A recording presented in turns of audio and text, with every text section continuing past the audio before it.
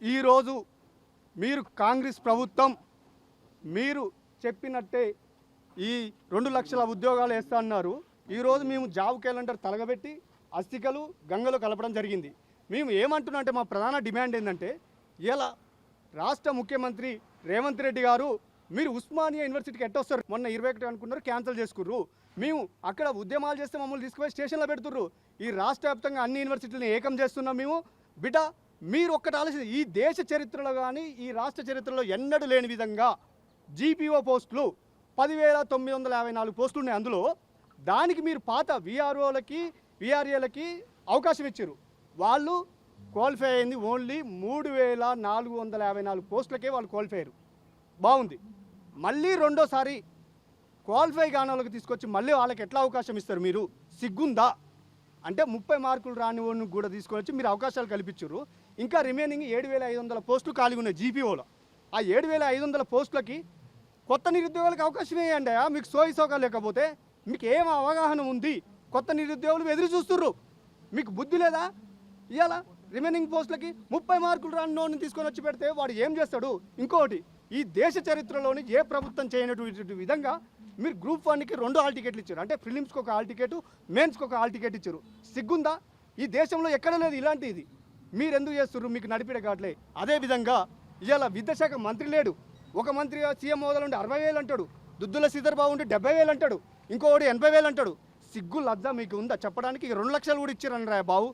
తొక్కుతాం ఒక్కొక్కరిని చీరి చింత కడతాం మా నిరుద్యోగ విద్యార్థి జేఎస్తో పెట్టుకుంటే. అదేవిధంగా మీరు అవగాహన లేదు, సోయి లేదు, దద్దమ్మలారా.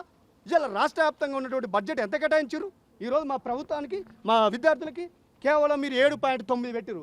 ఈ దేశంలో కొన్ని రాష్ట్రాలు పరిశీలిస్తే ఆడ ఢిల్లీలో చూసుకుంటే 22%, అదేవిధంగా బీహార్ నుంచి వచ్చి తెలంగాణ బతుకుతున్నారు, వాళ్ళు అసలు 21% పెట్టుకున్నారు. అదేవిధంగా హిమాచల్ ప్రదేశ్ చూసుకుంటే 19%, ఛత్తీస్గఢ్ చూసుకుంటే 18%. ఇలా వాళ్ళ దాంట్లో పావులంతా కూడా పెట్టుకోకపోతే మీకు సిగ్గుసేరా అనిపించట్లేదా బడ్జెట్? ఇలా ఆర్టికల్ 3 లేకపోతే తెలంగాణ కొత్త రాష్ట్రం ఏర్పడింది.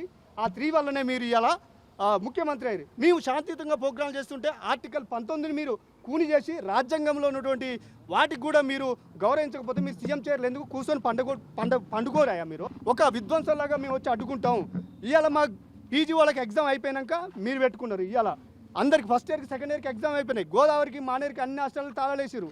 ఒక్క హాస్టల్లో ఒక్క విద్యార్థి కూడా లేరు. మీరు వచ్చి అంతా అయిపోయాక వచ్చి ఇవాళ దానికి ఒక ప్రణాళిక ఇచ్చి పోలీస్ వ్యవస్థ ఎటుండాలి? మీరు ఒక ఏకపక్షంగా మీరు బిహేవింగ్ మంచి పద్ధతి కాదు. ఇలా విద్యార్థులకి మీరు అన్యాయం చేస్తున్నారు.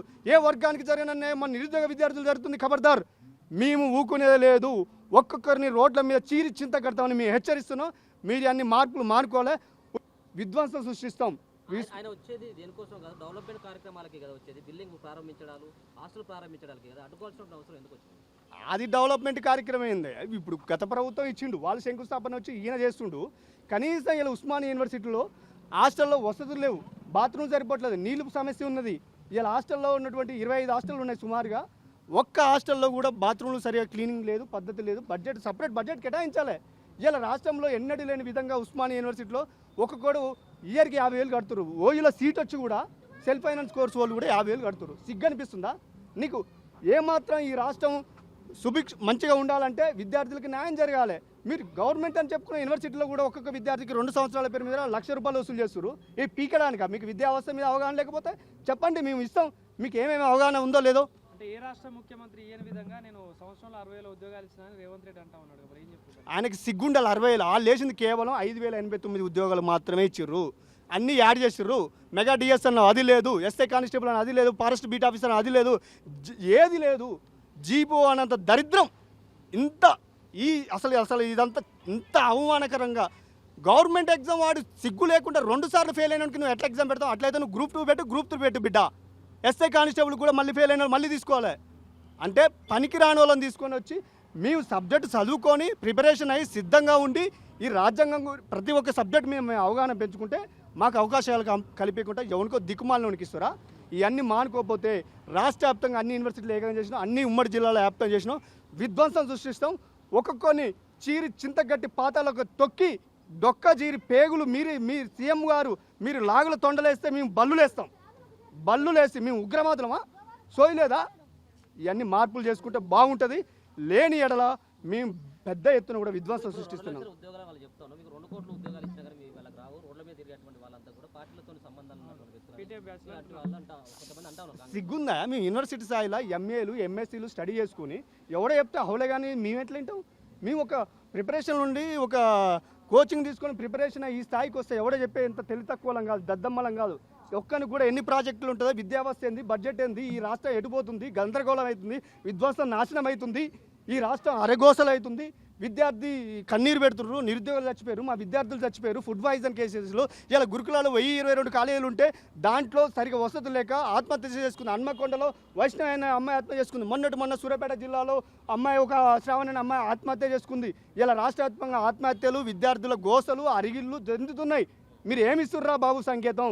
లేని ఎడల మేమందరం మిమ్మల్ని చుట్టుముట్టి బహిరంగంగా మిమ్మల్ని నేల కడతామని మేము హెచ్చరిస్తున్నాం. అంటే సీఎం ప్రోగ్రామ్ ఉందని చెప్పేసి ముందస్తు అరెస్టులు చేస్తా ఉన్నారు, ఎఫ్ఐఆర్లు చేస్తా ఉన్నారు. దానికి సంబంధించి ఏం చెప్తారు? ఇగో మా విద్యార్థులకు అరెస్టులు చేస్తే చేసుకోండి, మేము విద్యార్థులను పోరాడతాం. మీకు సిగ్గుండాలి, మా విద్యార్థులు మీరు అరెస్టు చేస్తే మీకు ఎవడిచ్చిండు హక్కు, రైట్స్ అంటే ఎందుకు శాంతియుతంగా చేసుకునేది భారత రాజ్యాంగం ఆర్టికల్ 19 చెప్తుంది. అరే సిగ్గులేని దద్దమ్మా, నువ్వు ఎట్లా చేస్తావు అంటే రాజ్యాంగాన్ని గౌరవించడం నువ్వు సీఎం హోదాలో ఉండొద్దు, ఎమ్మట్ల రాజీనామా చేయి బిడ్డ అంటే సిగ్గుశరం లేదా మీకు?